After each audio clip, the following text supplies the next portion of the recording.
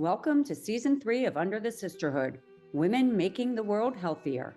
We'll be featuring a podcast every Friday through the end of the year. Our conversations will focus on many different aspects of health and wellness.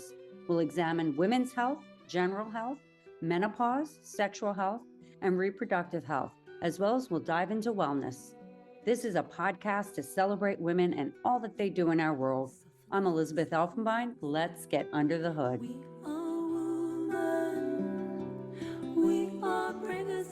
Today, we're getting under the hood of Sara Okin Livengood, a mother, daughter, sister, friend, and currently head of product at Modern Age, a healthcare company focused on proactively slowing down aging, both inside and out. Sara is passionate about healthcare and was eager to enter the world of health tech after going through the birth of her daughter and seeing firsthand how women's health is completely fragmented. Though Modern Age is her first time working in healthcare, Sara has always had a female-focused career, starting with working as a buyer for diapers.com, where she focused on feeding and other baby categories. Sara spent 7 years at Refinery 29, a women's media company known for bringing taboo topics such as fertility and female spending habits to the forefront of the conversation. She also spent time at WeWork and a small startup focused on sustainability. Sara is incredibly excited by the opportunities within health tech and is looking forward to contributing towards the health and well-being of women now and in the future. Welcome, Sara. Thanks so much, Elizabeth. I'm excited to be here. Well, I'm really excited to be having this conversation. This next season is about women making the world healthier. And, everything we're doing is talking to women about their experience in health and wellness and what they're doing. So why don't we get going? Great. I'm excited. So, Sara, if you could sort of share your story about sort of how it all began and, knowing where you are today after the introduction of being at Modern Age. Yeah, for sure. So I started, not to go all the way back, but I think it's an important part of my story. I started my career at diapers.com, which, got acquired by Amazon in 2011, which was very exciting. But I really started as a 21-year-old working with women in their, late 30s, early 40s who had young kids. And they became my really close friends. Everyone was sort of at different points in their life, obviously, me just graduating from college.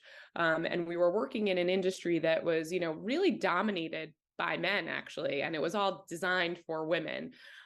So, when we would go out on these conferences, all of the people selling all of the goods were men and, talking about bottles and breast pumps and all these things. And it was just this weird situation.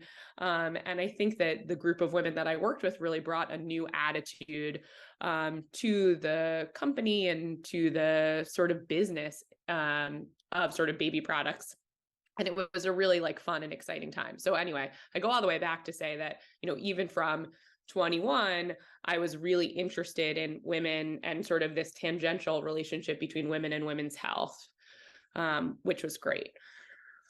That's so interesting. And I know that your story will continue. I just want to highlight that to know. I wonder if a little bit of that, Sara, is sort of your generation, which is so much more aware and in that sort of understanding of the need to really push and emphasize and focus on women and women. Yeah, I think that's an interesting point. I think that that's even true of the men in our generation too. I think, of my husband and our friends, and there's this just recognition that there's room for women in a way that I think wasn't necessarily as true with my parents' generation.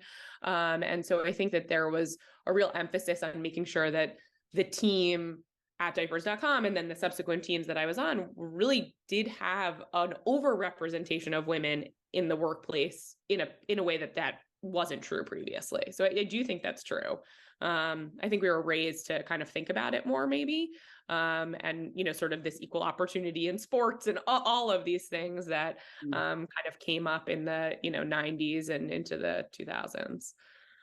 Yeah, no, that's interesting. So here you were, diapers.com, you're moving along your journey that I took you off of. No. And it was great. I had really supportive bosses. And my first boss ever was a woman who was wonderful. She had kids who were maybe like 6 and 4 at the time that I met her. And she was incredibly supportive of me. I expressed an interest in technology, and I had sort of started to build products, digital products, with another kind of department while I was there. And she was really supportive of that behavior. And a gentleman who I worked with there actually left to go to Refinery 29, and he thought that I would be a really good fit when he went over there, and I sort of followed him on that path. So what was, so talk to us, Refinery 29, that's a very progressive women's platform. Talk about your experience there. And I think it was what, 7 years you were there? Yeah, I spent a lot of time there. I learned a tremendous amount. The co-founders, the two men and the two women, were both incredibly supportive of my career there. And it was a place that you could really read about anything related to women. So I think, some of the first topics that, I saw that felt really out of the norm were around fertility. One of our editor-in-chief wrote about her fertility journey and her difficulties trying to conceive as an older mother. And there was just a lot of stuff that came to the forefront there that was not talked about. Like, they talked about their journey to do Botox and choose to do Botox. And that was not something that people are like, hi, I've done Botox. I've done this aesthetic thing to my face. And so I think that felt really new and different. And it was just giving a platform to women to talk about what was important to them at a time that was important to them. And so my job there was to support that from a technological perspective, but also, trying to find creative solutions for our ad partners as well as our editorial partners to, bring these stories to life on the website.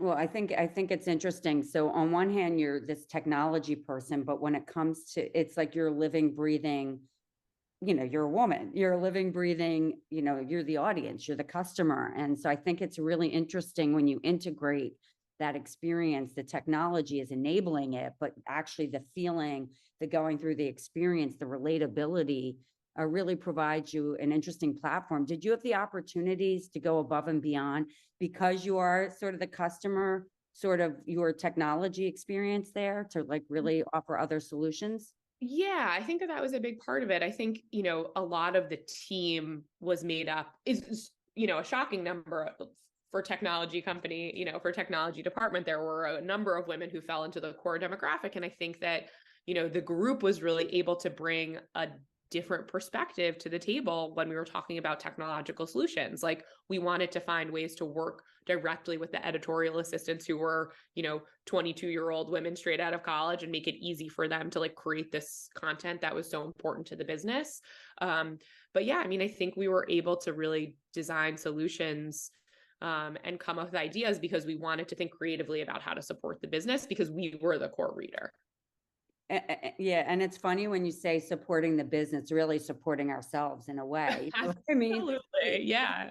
I think it's really interesting. Just from all of my experiences, when you are the end user of things, when you are that audience, when you are the customer, and you're creating for it, the visceral connection allows you to be so much more creative and think differently, because it's like filling an unmet need, right? Absolutely. I think that that's like what has led to some success for me personally is, that because I have been the core customer and the core demographic for a lot of the companies that I've worked for, I feel like I've been able to sort of use my gut and sort of that decision-making skill set that I've learned over the course of time to really help me, make the right decisions for the team that I'm on or the business that I'm in, whatever the day. So I think that really helps you. Just, you can listen to your gut because you know that you're part of that core demographic that you're serving. Yeah, and I like that. I like that a lot. And I think that interestingly, also at kind of a young age, you get so much confidence when you're in that situation, because you're able to impact change because you just know it instinctively, as you said, from a gut perspective. So as you're on this journey, you said you spent 7 years there, which is fantastic, because, when you spend 7 years at a company, you have an opportunity to grow in different ways and feel, because the company, and it particularly, I'm sure, goes through so much change in those times. So as you moved along, tell us about your experience coming out of Refinery 29. I know that you were impacted by having your daughter. So what sort of led to where you Yeah, so I, sort of had been there for 7 years. I had learned a ton about the media space, and I really was interested in sort of exploring other areas. I wanted to see sort of, I had stepped into technology there. I had learned a lot about product development. I had learned a lot about sort of APIs and all this backend stuff. And I really wanted to see like, okay, can I take that somewhere else? And so I sort of from there ended up going to WeWork and doing like a short blip at WeWork. And I found out I was pregnant there. And then kind of jumped to this small sustainability startup and had my daughter once I joined. So I sort of left this place that I had been for 7 years, which I knew the maternity leave policy. I knew everything about the ins and outs of the culture of having kids. And I was ready to start having kids, and I decided to leave. And so that was an interesting choice on my part, looking back. Mm. Maybe I should have opted for the stability, but, I wanted to go out into the world and see what I could do with the skills. And then, sort of my family took precedent.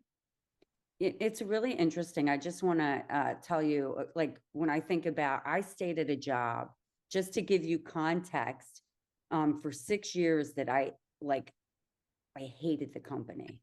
And I can say that publicly, it'll go unnamed. I had both of my daughters there because the maternity leave, this is back in 1993 and 94. It was so progressive. Like, I think I got 10 weeks paid for. Back Wow. then, you didn't even, I don't think there was family time. Yeah, Family Leave Act. So anyway, so because it was so progressive, I stayed there. And I made do, even though I knew I could have been bringing my skills somewhere else, but because I knew that. I think that's very progressive of you to decide to make a change, regardless of the safety of knowing that, and yeah, I Yeah. think Yeah. things are different now. Talk a little bit about that. So you went to WeWork and then to the next sustainability startup. What was from It a, was mhm. It was actually pretty scary. I think I could have stayed at WeWork too. Like, it was a very tumultuous time for that company. But I could have stayed. But I felt like the reason that I had been hired there in the first place, like the company just decided that that wasn't the right thing for them to invest in anymore. And so the department that I was a part of had really been, sort of dismantled, disbanded. And so I really wanted to find, again, another place that I felt like I could bring my skills to. And I was pregnant, and it was really scary. I was like, I need a job. I need maternity leave. I need to be able to take that time. So taking the leap was scary. Yeah, no, that is scary. And congratulations, you did it. You made it through. And I know I have to tell you again, with my third child, similar situation. I had been actually, I was freelancing. So I was a contractor. I got pregnant and I took a job. A company hired me 5 months pregnant. And I told them up front, after I went through the process and decided I liked the company and I would go there, I said, I just want you to know I'm 5 months pregnant. You don't have to hire me. I'm not trying to put, but I want you to know. And this is how I took my maternity leave. And I think, and they did end up hiring me and I stayed there for 7 years. So funny, so it's interesting. And they didn't, I didn't get a maternity leave with them because I hadn't been hired. I hadn't been at the company for long enough, but was able to accrue a certain amount of time off. And there was the Family Leave Act, I think, at that time. So. Yeah, I was actually like really impressed. That was one of the things that like was very impressive to me. Like I started in August of 2020 and I had my daughter in November at the small sustainability startup. And the founder was very open, he was very excited to have me join the team and was very open to the maternity leave that I was asking for. So Yeah, it's wonderful when you have that experience when you're recognized. And I think today is such a different time that, I know, having led companies, that when you have the right people in, it's worth giving them that time off, recognizing and showing them that you value them up front, because it pays off. And I don't mean to be so business-like, but at the end of the day, they're running a business. So they hire employees. They want to know that the people are coming back. So I think that's fantastic. 100%. And I think it engenders loyalty, right? To feel that support, you can take the time to be with your family. And it's a pretty intense recovery after having a baby. And so you really do need the time, mental, the state of your baby aside, but physically for you as the person who's given birth, like you just need that recovery. And I think as a country, we need to be doing more to support, mothers in that endeavor. I mean, I think things are getting better and it's becoming more the norm to support women in that way, but or the birthing parent in that way. But I think it's like we could be doing a lot more to just mandate it. But that's for that's a whole other. Actually, no, I don't think it's a whole other, because I think that's been part of your journey. Yeah. As you Yeah. said, even in your introduction, it was the fragmentation of the healthcare system that got you into doing what you're doing today. So talk a little bit about the fragmentation, your experience, and what you feel could be mandated. Yeah, I mean, I think that, it I have good healthcare, right? Like I'm in a privileged position. I have healthcare through my employer. I have good healthcare. Um, you know, I have access to all of these caregivers, and I can see a doula, and I can see all of these people to help me with that situation. What I found, I had a great, gynecologist and went to a great practice and delivered at a great hospital. What you see is like this inability to connect the dots. Like your hormones after you give birth are all over the place. And the only checkup that you get is 6 weeks after. And it's basically like, you feeling okay? You good? Okay, go back into the world. You can exercise again. You can have sex again. You can do all this stuff again. And there's no continuing care for you. Like you go back to the gynecologist for your year checkup and that's it. When the reality of your situation is like so different from what it was before you had a child. And so I think that sort of hormonal change, the physical change that comes along with giving birth or breastfeeding or not breastfeeding, like there's so much, and you turn to the internet or you turn to your friends to support you in that endeavor. And I was very lucky to have friends and the internet, quite frankly, to help me through it all. But I think that you're overwhelmed with what you need to do when you leave the hospital. And after that 6 weeks, that I don't think we do enough as a society to support that education of men and women and, parents to make sure that journey is really smooth, supported. I don't know the right word to use exactly, but it just felt like, hey, go do this on your own. And I mean, like physically, like the changes, like go figure this out. So I think Sarah, that's a great point. And we've evolved, because I think of when, my eldest, is 30 years old. So we've evolved significantly. I remember leaving the hospital with a little bag of some brochures and stuff, and, and just overwhelmed. But I think that the key word that you didn't say was really, so you have the hormones, you have the physical, and it's the emotional side of it all, the impact of, you have this new child in your life, you're going through all these physical and hormonal things, and there's really no sense of support and care to really explain it. It's just like you're out doing. And I think it's interesting as well, when I referred to your generation a little earlier, I think your generation has such a much greater sense of awareness, self-awareness. Whereas my generation, we'd have the babies and we just go do, back to work, back to doing things. I didn't even sit and consider. I didn't have time to. Yeah. And I think that what I love about your generation is you are taking the space and the time to think these things through. And at the same time, it still hasn't changed. Even though you are creating the space, you don't have the support. You shouldn't have to necessarily go on to the internet to get your support. I mean, unless it's a support group where you feel like you're coming together in a sister circle to support your needs in this journey, because I think it's the type of thing that does require more of a human touch. And, yeah. Yeah. And I think you rely on your parents, if your parents are around, to help you. They've been through it already. What did you do, mom? What did you do, dad? Like, we had my husband and I were very lucky to have supportive parents on both sides and people who were local to help us. But you're right, the emotional toll and sort of the transition from, you really just have to worry about yourself and your partner or just yourself or whatever your situation is, to going to worrying about this other human being, like it feels very different than before. And so that's another element. And then, yes, my maternity leave was good. And I, got good maternity leave twice, but you're still back thinking about work. Like you're thinking about work. And once your maternity leave is up, however long that is, 4 months, 3 months, 12 weeks, 6 weeks for a lot of people, like you're back in it and you're balancing this whole new life basically. And so I think that is another thing that, gets sort of forgotten is, you go back to work and everything's supposed to be the same as it was before. And it's the opposite of the same, basically.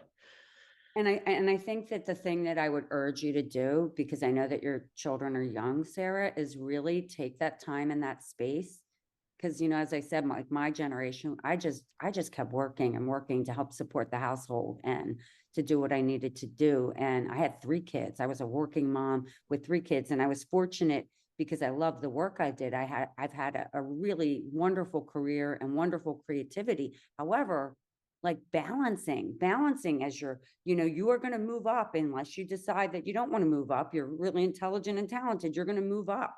And you have to decide, and how do I balance that? How do I balance, success at the job and, and being happy at the home and it's a real, I think that women don't, I'm having this conversation with you with intent because, that is part of making our world healthier, both on the healthcare side and on the wellness side. It's about mental health and taking care of self and wellness.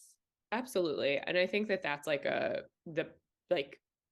almost the perfect segue into like why I joined Modern Age. Like I think I went through that experience with my daughter. I went through, so much of like, feeling both like myself and not like myself, physically, emotionally, all of these different things. And I felt like, okay, how can I take this skill set and bring it to a healthcare company? And, when I got laid off from my job actually, and I felt really upset about it, but it wasn't the business that we were in, it wasn't going to work the way that they wanted it to work. And so it just made sense for our group to, again, sort of disband.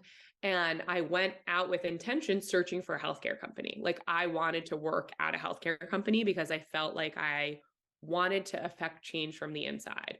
I knew I wasn't going to go work at a hospital system most likely because like I didn't have that experience. But I felt like going into a healthcare startup, like where's a place where I could make a difference? And, sort of the world of motherhood is incredibly judgmental.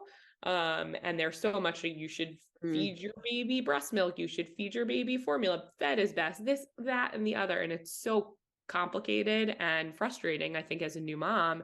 And I really wanted to go to a place that was non-judgmental about the choices that you made. And funnily enough, Modern Age is that. Like, it's a place where you can come and age how you want to age with our support.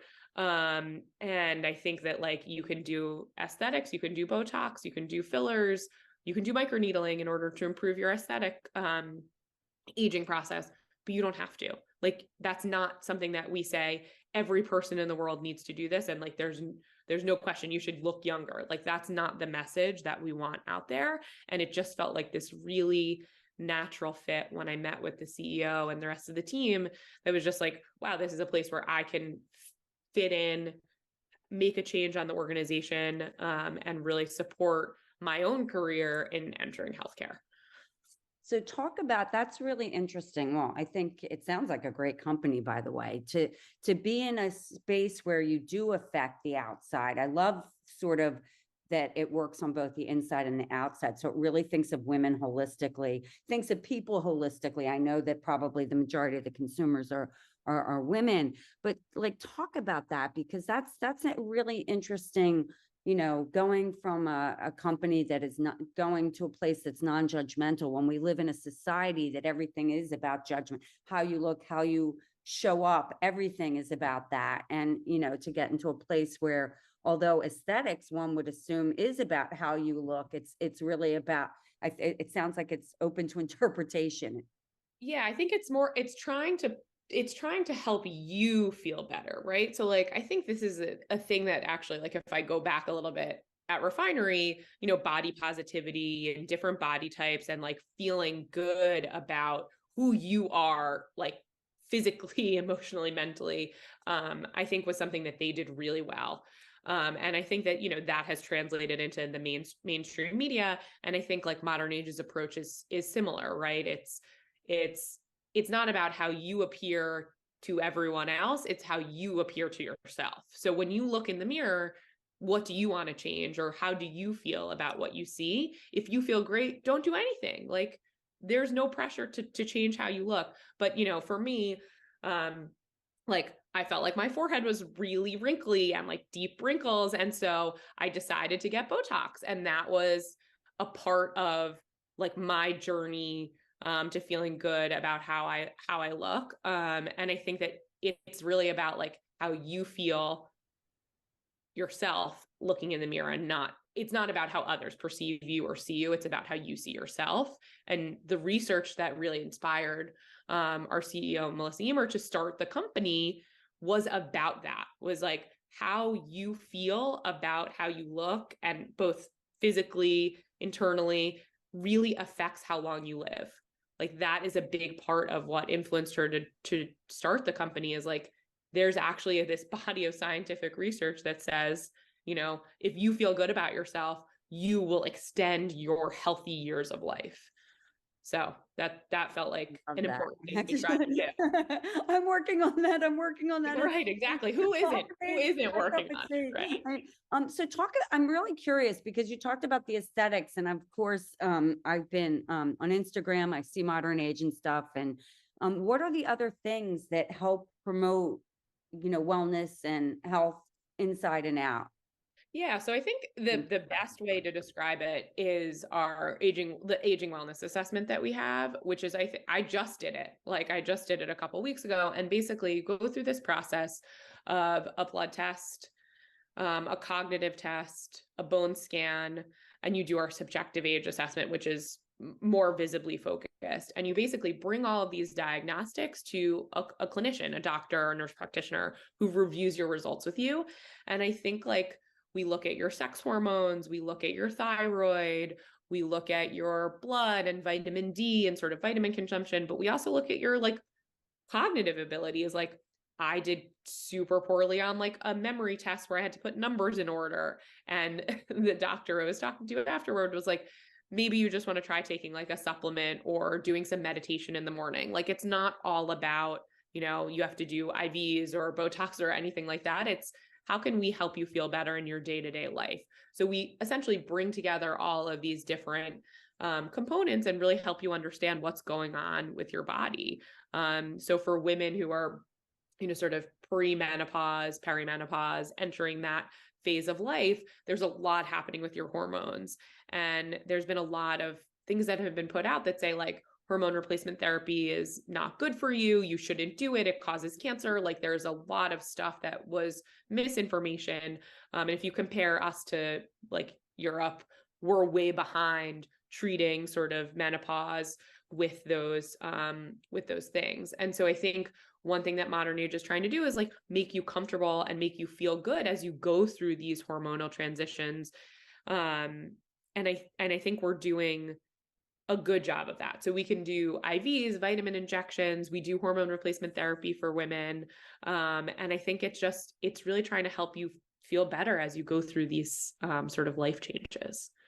I think it's really interesting because when you say, so thank you for sharing that, Sarah. That's really good learning. I can't wait to come in. I want to do the assessment out of more curiosity because I feel really good. I do all the meditation. I take my vitamins and everything. Yeah. Or I'm sure there's something missing. It's interesting. What's interesting was the comment you said about feeling better. Yeah. Because I think if you look at feeling better, not superficially, but like literally from a health perspective and a wellness perspective, if you are feeling better in your core, you can feel better mentally. Like there's such a correlation of the inside outside back to the introduction. That's a really wonderful thing, even though saying feeling better almost sounds trite. It's actually really deep if you think about it. And so that sounds like a really interesting place to be. I mean, you're at a very different age. So you're, you would have been coming out of postpartum where Yep. things like that would have been, you're just going about life. At what age, like what is their sweet spot from an age perspective? That's a great question.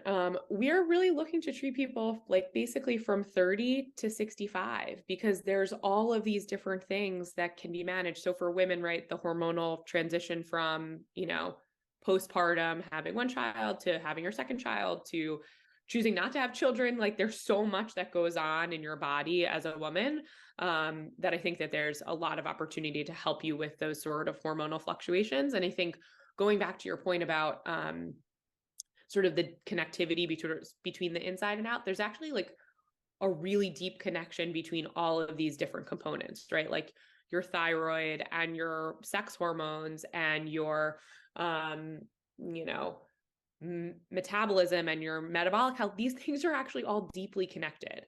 And I think that sort of the Americanization of healthcare has basically said like you need to see all these specialists, and I think like there's actually this need to connect the dots for people across these different categories, and modern age is sort of doing that from like an aging angle. But I think that sort of like holistic functional medicine is a different approach than most doctors in the US really take. I like that. I really like that.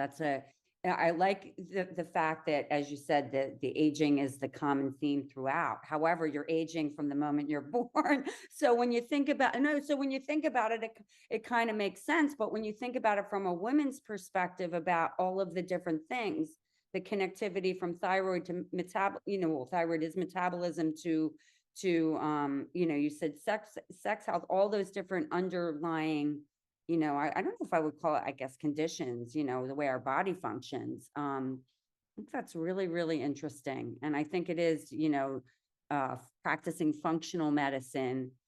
So you come into modern age and you experience the whole thing without going to all these specialists, is what you're saying, which might not be connecting the dots because one doctor doesn't necessarily talk to the next.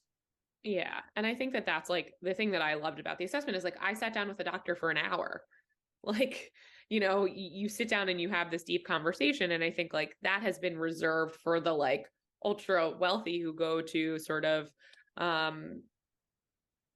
concierge doctors who don't take insurance and have the time, and they don't need to be churning out patients every like 10-15 minutes. And I think that's something that I saw with my care in the hospital after having my daughter. Is like, okay, here, we're going to check you for 5 minutes. Are you feeling okay? Okay, we'll be back. And there's no, the continuity of care and sort of the time that's spent with you is really limited, because there is a financial aspect to this, and the bed makes money, and all of that is necessary for the way that our healthcare system is set up. But I think that there's the opportunity to sort of break that norm. And I think a lot of companies within the healthcare technology space are attempting to do that, and bringing some of this like care that was inaccessible to sort of the middle class, like trying to bring that to people. I mean, again, the price of our assessment is not cheap. Like it's not no money, but it's not going to a doctor out of pocket and spending thousands of dollars. Is that covered by healthcare insurance? We don't take insurance for like practical purposes, but we do provide insurance like bills so you can send it to your insurer. And some insurance companies cover it and other insurance companies don't. So it kind of varies from who your insurance provider is. Yeah, I think, I was just curious for my own sake, but actually it's not a bad thing for the public's sake. But I think the other thing that you hit on through that whole little bit, Sarah, is even though you're using the word care in the context of access and what have you, if we think of the word care just as a definition, that sense of the lack of care in caring, Yeah. you go into a healthcare system and you are more part of a system than part of the care or the health. And so yes, it is a business, but when it comes to health, one would think that there would be more care to the business, if you know what I mean. And so I think that's really an interesting model. And that I think goes back to the very early, your introduction, where it says your frustration with the fragmentation in the healthcare system. So, would you say that now at modern age, you're experiencing that sort of what you meant when you thought of something that's more cohesive, if you will, in the healthcare space? Yeah, and I don't think I knew exactly what it was that was like bothering me about the care that I had received to date. And I think that going to modern age and like having this experience as a patient of modern age, not necessarily as like an employee of the company, I think really was like, oh wow, like someone can look at all this stuff and say, the doctor who I saw basically said, you don't really need to worry about your testosterone, your postpartum. That's something that like was a little bit low for me.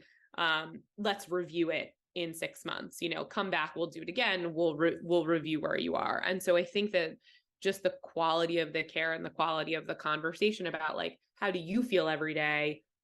What do you want to change? And you're this like active and it's almost not quite equal, but sort of equal participant in your healthcare journey in a way that you're not in a lot of other situations. Like it's about what you want to achieve, what your healthcare goals are, as opposed to just like, here's the problem, we're resolving that. We're resolving that problem. So it definitely feels more connected. And I feel like I walked away learning something about how my body operates as well, which, you can find out on the internet, but it's nice to see it in the context of like your being.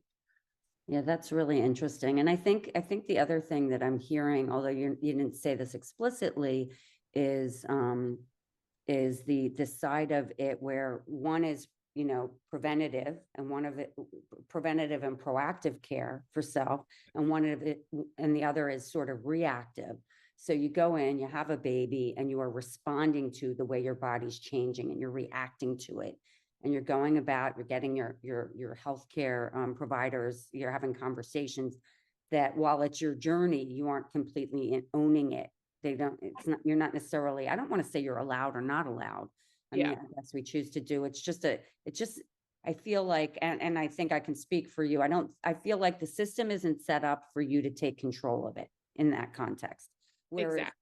yeah, where it sounds like now at modern age is a good example. Where you are now is a place where you can both proactively and preventatively take care of your health journey. Yeah. And I think the reality of all of our situations is like there's typically something bothering you, and that's what brings you in, right? Like there's, you're feeling really tired every morning, or you're feeling like you're starting to get hot flash and you're like, oh, this is like really annoying and horrible. And how do I stop them? What can I do? So I think there's typically like a reactive element that brings you in the door. But I think what's helpful is like, you can see some things that are going on that you may not have seen otherwise, and you can be proactive about those things. So I think like as humans, like we have so much going on that of course we're going to be relatively reactive, because it's like, I don't have the time to be proactive all the time, but I think, we're giving you that opportunity to be proactive by doing this deep assessment of your health.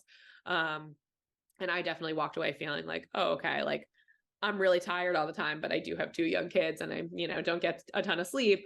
And she was like, yeah, that's probably the contributor to why you're feeling tired all the time. Like there's Yeah. nothing else going on here. Like you have 2 young kids and you don't sleep a lot. Like, so it's just like, it's nice to have that sort of open dialogue and for someone to just say to you, you're not crazy. Like what you're feeling is normal.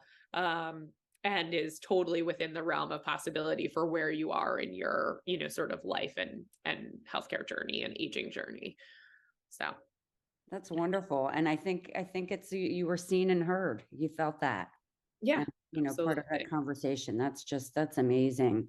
Wow. So here you are, you're at modern age, and we're going to sort of move along, but tell, like, if you were to say a few things about like now, so you're both the user, as we said, you're the customer, the consumer, but you work there. And like, what is that integration like, being a woman now in health tech and doing and creating solutions, if you will, in the product space, and then also being the consumer? Is there any sort of insight into that in terms of where the system is today and how you feel that you're solving for it? Yeah, I mean, I think that it's hard. Like, I think, we don't take insurance because like the insurance industry and sort of the way that we've set up the insurance industry in the United States is really complicated and requires like a billing department and a ton of other things. But it's sort of this, the insurance industry has become so complicated that it's very hard for small companies to really keep up with the amount of work that's required to take insurance and bill and do all of these things. I think that, we're in this age where technology and sort of the democratization of healthcare tech has actually been really, really powerful. So, Google has come out with this thing called the FHIR API standard, which is basically like a way for healthcare information to move between systems. And I think that, sort of this opportunity and sort of place in the healthcare technology world where there's sort of this equalization that's happening that I think is going to make it easier for companies to come in and disrupt. And so I think Modern Age is, sort of in that category where they can kind of disrupt a space. And it's really incredible what technology has, sort of the underlying technology that has come up in the last couple of years, even the last 5 years, to support healthcare businesses, and sort of the ability to move information from system to system, I think is where the power lies. Wow. Yeah. That's really that's really interesting. Yeah. Yeah, no, that's really, really, really interesting in terms of like the back end, if you will, the stuff that we're consumers, actually, I shouldn't say we're not aware of. However, we have the frustrations when experiencing it when it isn't working. So it's really nice to hear that it's evolving and working for, for on behalf of the consumer, but also for the company, so that you can serve the consumer. And I think that the more these things like the sharing, the ability to have information pass along different healthcare companies, the easier it is for the consumer to be able to access and want to be part of any of these companies. Yeah, I think the expectation has now been set that you as the consumer should be able to access your healthcare data, and you should have control over that piece of the experience at a minimum. And so I think that, I've had experiences recently where that has been incredibly difficult. Like my father-in-law who had a heart attack and unfortunately passed away about a month ago. We were trying to get his EKGs and scans from the hospital to my uncle, who's a cardiologist, to review them. And it was incredibly difficult. It was like, put them on a CD and we'll mail the CD. It was like, wait, what? Like, why do we have to mail a CD at this point? And I think that is illustrative of like the frustration in the healthcare system. That's like, this is a digital thing that should be able to be easily moved from this place to this place in order to get someone the best care they can possibly get. Same thing with my son who was in the hospital for a week. Like the coordination of care for everything's okay with him. He's fine. He had very strange virus. I digress, but like it's just illustrative of how complicated this stuff is. And we have to share this with his pediatrician, and how do we get the information there? And if this healthcare systems are not connected, you can't move the data easily. And that feels incredibly frustrating as a parent, as a daughter-in-law, as a participant in the healthcare system. Is like, there has to be an easier way. And so I think that, again, some of this underlying technology that's being, proliferated by larger organizations is really helping to do that. But there's been a real kind of not monopoly, that's not the right word, but like lock on that. Like there are huge corporations that have really owned that for a long time.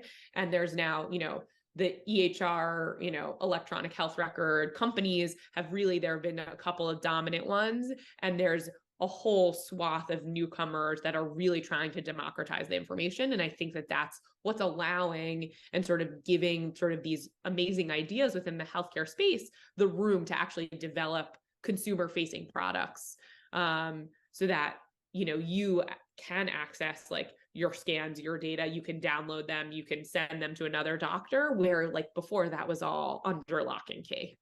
You know, I mean, it's so frustrating that you almost, and a lot of people just stop because they can't Oh, get yeah. what they need. And I know that the word is data from a business perspective, but at the end of the day, we're human beings, and it's data. This is about us. It's kind of unacceptable to be where we are in 2023 and Yeah. still send a CD, but Yeah. I need it I now. Yeah. And I think that that's like, again, like you can pay your bills online, you can download thousands of photos in a click of a button. Like you can do all these things that like make your life easier in a way, but like doesn't have this direct impact on your health and well-being. And when it comes to sort of managing and taking control of your health and well-being, it's really, really impossible to get that get that information when you need it. And I think, you know, the coordination of care in hospitals, like there's all these things that like, you know, until you witness it, and we know people who work in hospital systems, so you see the other side of it, and it's like really complicated to do the coordination of care. So you have this, you know, empathy for, you know, the other parents who are going through what you're going through, or, you know, you talk to a doctor and you're like, that sounds horrible, like that sounds really hard, your day to day sounds really, really difficult too. And you're calling the gastroenterologist 100 times to try and get them to come to look at the patient, and they're have surgery, or they have this or they have that. So it's like, you know, you sort of hear it from all the different angles, and it just feels like it's not working, for anyone, for the patient, for the caregiver, for the doctor, for the nurse. Like there's just, it feels like really difficult to actually give the quality care that everybody expects to receive and everybody really wants to give. So Actually, that's so well put, the care that you want to receive and that everybody wants to give. And I think I have one quick example of that. I mean, I had a thyroid problem, and I had a wonderful endocrinologist who actually, in my tenure of going to her for 2.5 years, resigned from the company, from the practice she was in, because she wasn't able to give the care, the frustration with the system in place. And she just literally, you know, resigned from that organization. So I lost my endocrinologist, because it was so difficult to do her job. And so I think that that's really, really interesting. So you know, Sarah, this has been an unbelievable conversation. We're coming to a close. I really, would love to understand, like, what's your message out there? I mean, as I said, this season is about women making the world healthier. What do you want to say to women out there and to the world around healthcare and wellness? yeah, I think maybe two things. I would say one is like aging starts younger than you think, and you actually can take control of it. I learned this stat the other day, because we were working on some copy for the site, and only 20% of your aging is genetic. Only 20. And you can actually control so much more than you're led to believe, and you can be Wow. so much more proactive than you're led to believe. So that I feel like is one thing. And then the other thing I think is, you know, on the sort of like frustration within the healthcare system, it is getting better. There are people who are trying to make it better. And I think that, you know, if you are frustrated by something, like express that frustration, and try to tell the people who have, you know, some influence over it. Like hearing those stories of frustration, of pain, of difficulty helps the technologists behind the scenes make the system better. And so if we don't hear those stories, those anecdotes, those issues, we don't know, and we can't solve the problem. So, you know, I think it's two-sided for me. One more like my personal side of things and like what I've learned, and the other thing is more like help me be a better professional, help me create a better product out there. And the only way to do that is by hearing sort of, unfortunately, the horror stories that people have. Wow, I love it. I love it. And I think this whole conversation has woven your personal experience as a woman, as a healthcare consumer, and as a professional, and bringing the two together. And they are so that, you know what? I mean, it is so inextricably linked, not just for women, for men as well. We go out there, we're humans first. We go out there and do jobs, and everything is so intricately woven. And I think that when it comes to I think this is really interesting. And I think it's great to give the message out there to people. Please tell us what the issues are so we can help solve them. And I think your generation, is listening more. And I think back to your comment earlier about the healthcare system with all these frustrations, it seems like it's been in sort of a gerbil mill. You keep going, it's circular year after year after year. We're progressing time wise, but the progression of solutions is not progressing at the same pace. And so I think that's a great thing for people around the world to share their frustrations so that we can help fix this, and the people behind the scenes in product and development can help fix and solve for it. Yeah. Yeah, we're gonna try. Yeah. We'll do our best, but if we don't know, we can't help at all. So Yeah. that's And I think that the word care, I like the care word here, because all along this journey, care has been at the core. When you care about not just what you feel, but what you're putting out there, you can make a real difference. yeah, absolutely. Absolutely. Thank you so much. This has been a wonderful conversation. Thanks for getting under the hood with me, Sarah. Yeah, thank you so much, Elizabeth. This was so fun. I'm really looking forward to hearing all the other episodes in the season. I'm excited to hear about more healthcare journeys. So thank you.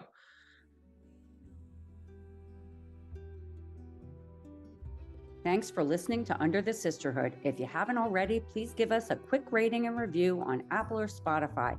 And make sure to follow us on Instagram, Facebook, and Twitter so you can hear from more amazing women. This podcast is created and hosted by Under the Sisterhood LLC and Elizabeth Elfenbein, produced by Elizabeth Elfenbein and Zach Slaff, and edited by Zach Slaff. The music is by Ayla Schaefer, her song Rose.